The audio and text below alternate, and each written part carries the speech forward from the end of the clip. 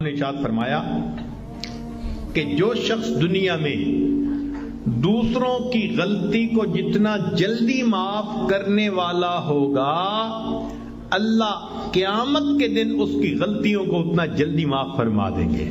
اور دوسری حدیث پڑھ کے تو ڈر لگتا ہے۔ نبی علیہ السلام نے فرمایا کہ اگر کوئی بندہ دوسرے سے غلطی کی معافی مانگے اور فرمایا کہ اگلا کہے میں معاف نہیں کرتا، نبی علیہ السلام نے فرمایا یہ جو کہہ رہا ہے نا میں معاف نہیں کرتا، یہ قیامت کے دن میرے سامنے حوض کوثر پہ حاضر نہ ہو۔ یعنی دوسرے لفظوں میں اللہ کے حبیب صلی اللہ علیہ وسلم نے فرمایا میں اس بندے کی شکل نہیں دیکھنا چاہتا۔ آج تو یہ حال، خاوند بیوی کی غلطی کو معاف نہیں کرتا، بیوی خاوند کی غلطی کو معاف نہیں کرتی۔ اللہ اکبر کبیرہ۔ سوچئے تو صحیح ہمارے دل کی حالت کس قدر بری ہو چکی ہے، اپنوں کو معاف نہیں کرتے۔ ایک بزرگ تھے، حج کے سفر پر گئے، ان کے ہاتھ میں ایک تھیلا تھا، اس میں ان کے پیسے بھی تھے، سارا کچھ تھا۔ ایک نوجوان آیا اور اس نے جلدی سے دوڑتے ہوئے جو ہمیانی ان سے چھینی اور چھین کے بھاگ گیا۔ اللہ کی شان کہ جس نے ہمیانی چھینی تھی نا، یہ تھوڑی دور آگے گیا تو اچانک اس کی آنکھوں کی بینائی چلی گئی۔ کئی دفعہ ہوتا ہے نا، بیٹھا ہوا آدمی اٹھے تو آنکھوں میں اندھیرا آ جاتا ہے، تو اس کی بھی ایسی حالت ہوئی کہ اس کی آنکھوں میں اندھیرا، بینائی چلی گئی۔ لو جی، اس نوجوان نے تو رونا شروع کر دیا۔ لوگوں نے پوچھا کیوں روتے ہو؟ کہنے لگا کہ میں نے ایک بندے کا تھیلا چھینا، پیسے چھینے، مجھے لگتا ہے اس نے بد دعا کی، اللہ نے میری بینائی چھین لی۔ ان کا بھئی وہ بندے وہ کہاں ہے؟ کہنے لگا فلاں حجام کی دکان کے قریب۔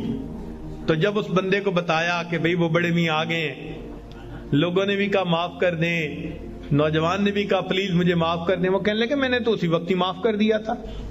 وہ کہیں جی یہ آپ کے سارے پیسے لے کے بھاگ گیا اور آپ کہتے ہیں میں نے اسی وقت معاف کر دیا تھا۔ وہ کہنے لگے ہاں مجھے خیال آیا تھا جس کی وجہ سے میں نے اسی وقت معاف کر دیا تھا۔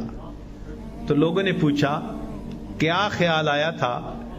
تو وہ بڑے میاں کہنے لگے کہ جب یہ میرا تھیلا لے کے بھاگ گیا تو میرے ذہن میں خیال آیا قیامت کا دن ہوگا اور میں اگر اللہ کے سامنے مقدمہ پیش کروں گا تو اس بندے سے حساب لیا جائے گا، اور جتنی دیر میرے اور اس کے مقدمے کے فیصلے ہونے میں لگے گی، آقا صلی اللہ علیہ وسلم نے فرمایا میں امت کا حساب مکمل ہونے سے پہلے جنت میں نہیں جاؤں گا۔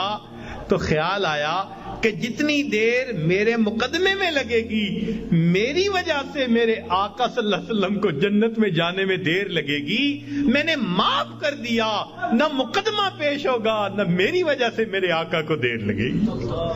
آج ہماری اگر یہ سوچ بن جائے تو ہم ہر ایک کو معاف نہ کر دیں کہ ہماری وجہ سے تو ہمارے آقا کو دیر نہ لگے نا جنت میں جانے میں۔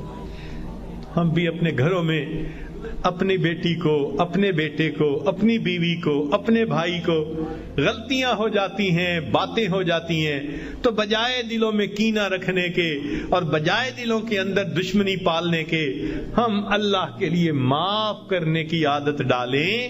یہ نبی علیہ الصلوۃ والسلام کی عادت مبارکہ ہے۔ اللہ ہمیں اس سنت پر عمل کرنے کی توفیق عطا فرمائے، اور اس کے بدلے اللہ قیامت کے دن ہمارے قصوروں کو معاف فرما دے۔ میرے دوستو، ہم اس کے زیادہ محتاج ہیں۔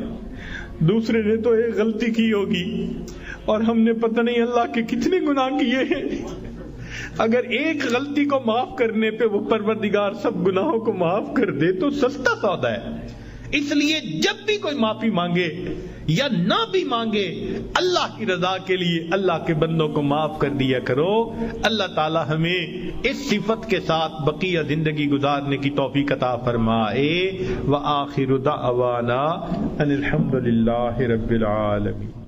هي الحلقات تحفظني بآيات من القرآن، هي الحلقات تملأني بحب المصطفى العدنان. هي الحلقات تحفظني بآيات من القرآن. هي الحلقات تملأني بحب